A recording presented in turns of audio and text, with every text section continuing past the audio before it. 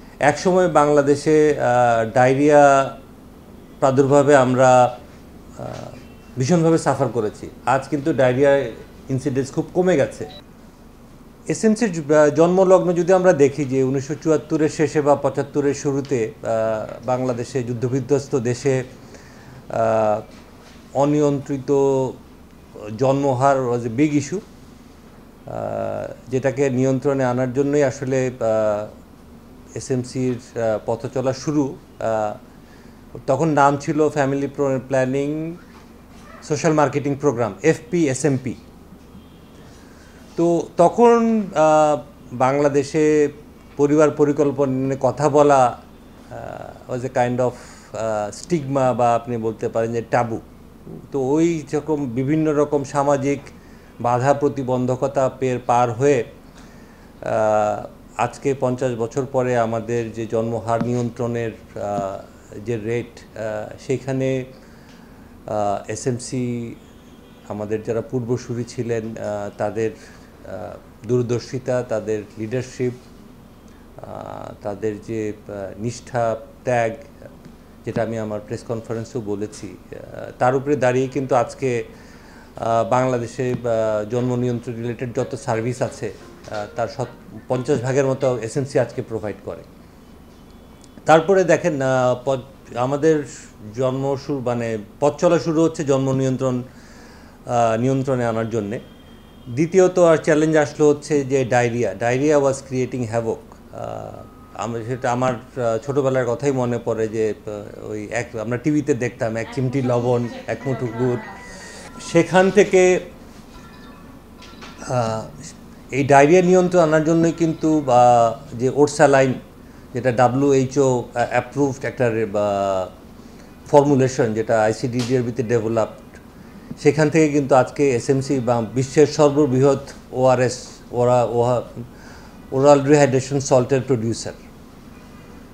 এরকম ধাপে ধাপে দেখেন, আমরা যদি বলি যে প্রথমে জন্ম নিয়ন্ত্রণ সামগ্রী, তারপরে আসলো ORS, এরপরে জীবনযাত্রার সার্বিক মান উন্নয়নে আমাদের হেলথ অ্যান্ড হাইজিন প্রোডাক্টের কথা আমরা বলতে পারি, বা আপনার sanitary napkin, baby diaper.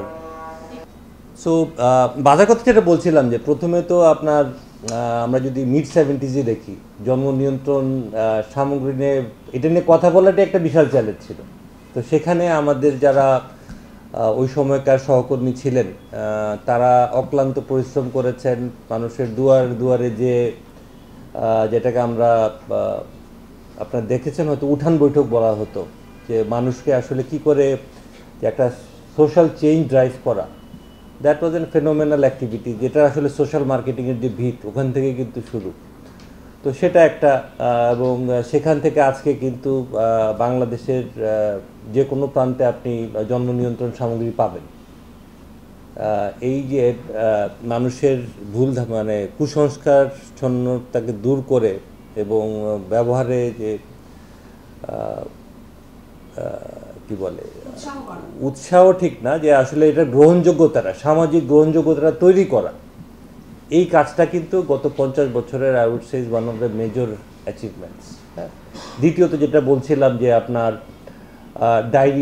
Diarrhoea যখন বাংলাদেশে একটা মহামারী আকারে দেখা দিত সময়ে বিশুদ্ধ পানির অভাবে, তখন ICDDRB, WHO এবং এসএমসির যৌথ উদ্যোগে এই যে কনজিউমার প্যাকেটে যেটা আপনার সহজলভ্য করা এবং একটা আপনি বলছিলেন যে একটা গ্রহণযোগ্য দামে বা অ্যাফোর্ডেবল প্রাইস যেটাকে বলে, সেইভাবে এই জিনিসটাকে বছরের পর বছর চালিয়ে যাওয়া, সেটা আরেকটা মেজর অ্যাচিভমেন্ট।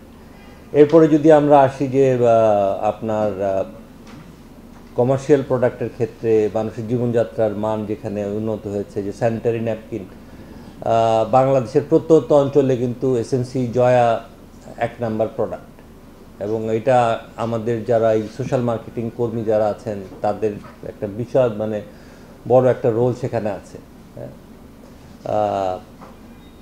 এরপরে বেবি ডাইপার কিন্তু একসময় ছিল উচ্চবিত্তের একটা পণ্য।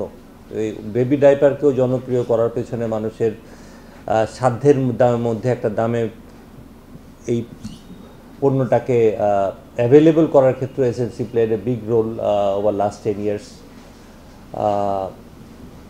তারপরে যেমন আরেকটা প্রোডাক্টের কথা আমি বলতে চাই, সেটা হচ্ছে যে আমাদের একটা পাউডার ড্রিঙ্ক ব্র্যান্ড আছে টেসমি, যেটা অত্যন্ত জনপ্রিয়। এটা আপনার সামারে, রোজায় ঘরে ঘরে পৌঁছে যায়। এবং আমাদের সর্বশেষ যেটা একটা significant innovation in the market, electrolyte drink SMC plus. SMC plus এর অভূতপূর্ব সাফল্যের ক্ষেত্রে যেটা হয়েছে যে আসলে আমরা ডিমান্ড মিট করতে পারছিলাম না, তো সেই জন্য আমরা আমাদের নতুন ফ্যাক্টরি চালু করছি। ইনশাল্লাহ নেক্সট আগামী কয়েক বছর সাপ্লাই রিলেটেড কোনো ইস্যু থাকবে না, বাজারের চাহিদা আমরা সাধ্যমতো পূরণ করতে পারবো। ইলেকট্রোলাইট আসলে দেখেন, ইলেকট্রোলাইটের অনেক মাল্টিপল ইউজ আছে। হ্যাঁ, আপনি যখন ফিজিক্যাল এক্সারশনে যাচ্ছেন, একটা হচ্ছে যে আপনার যখন বডি ফ্লুইড লুজ হচ্ছে তখন আপনি ইলেকট্রোলাইট দিতে পারেন। আবার আপনি যখন ফিজিক্যাল অ্যাক্টিভিটি করছেন তখনও কিন্তু ইলেকট্রোলাইট বডি থেকে ড্রেন হয়, ওটা রিপ্লেনিশমেন্টের প্রয়োজন হয়। এই কারণে কিন্তু যারা ফিজিক্যাল ওয়ার্ক করেন, যারা স্পোর্টস ম্যান বা স্পোর্টস পারসন, যারা হাই ফিজিক্যাল অ্যাক্টিভিটিতে থাকেন, তাদেরও ইলেকট্রোলাইট রিপ্লেসমেন্ট প্রয়োজন হয়। তো এসএমসি প্লাস এই সেগমেন্টটাকে খুব ভালোভাবে ক্যাটার করছে। আসলে পরিবর্তন আমরা চাই বা না চাই, পরিবর্তন কিন্তু আসবে।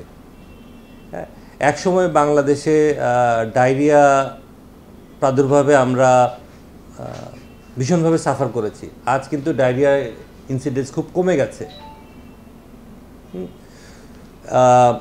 আমরা এখন আমাদের যে বাণিজ্যিক কার্যক্রম কিন্তু আমরা অন্যান্য যারা কোম্পানি বা বাণিজ্যিক প্রতিষ্ঠান দেশে আছেন তাদের সাথে কিন্তু আমাদের কম্পিট করতে হচ্ছে। সো এই প্রতিযোগিতায় টিকে থাকতে হলে আমাদের ইনোভেশন আনতে হবে। আমরা গত 50 বছর যেভাবে কাজ করেছি সেইভাবে কাজ করলে আমাদের আগামী 50 বছরের এই সাফল্য আমরা ধরে রাখতে পারবো বলে আমার মনে হয় না। করতে যেটা হবে সেটা হচ্ছে পরিবর্তনের সাথে খাপ খাওয়াতে হবে। হ্যাঁ, আপনাদের একটা প্রশ্ন ছিল যেমন যে ওর স্যালাইন যদি দেশে বিক্রি না হয়, দেশে যদি আমার ডায়রিয়া না হয়, তাহলে তো এটা ডিমান্ড কমবে, সেটাই স্বাভাবিক। কিন্তু আমি এটাকে এক্সপোর্ট করতে পারি, আমার যে ক্যাপাসিটি যেটা সেটাকে ইউটিলাইজ করা, নতুন নতুন পণ্য বাজারে নিয়ে আসা। যেমন ধরেন আমরা ইলেকট্রোলাইট ড্রিঙ্ক যেটা এসএমসি প্লাস নিয়ে এসেছি, ভবিষ্যতে আমাদের আরও এরকম আরও পণ্য আসবে যেটা আসলে মানুষের জীবনযাত্রার মান উন্নয়নে কাজ করবে।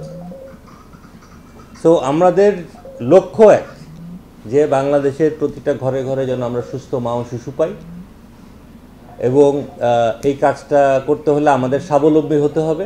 এই স্বাবলম্বী হওয়ার শক্তিটা আমাদের যোগাবে আমাদের বাণিজ্যিক কার্যক্রম।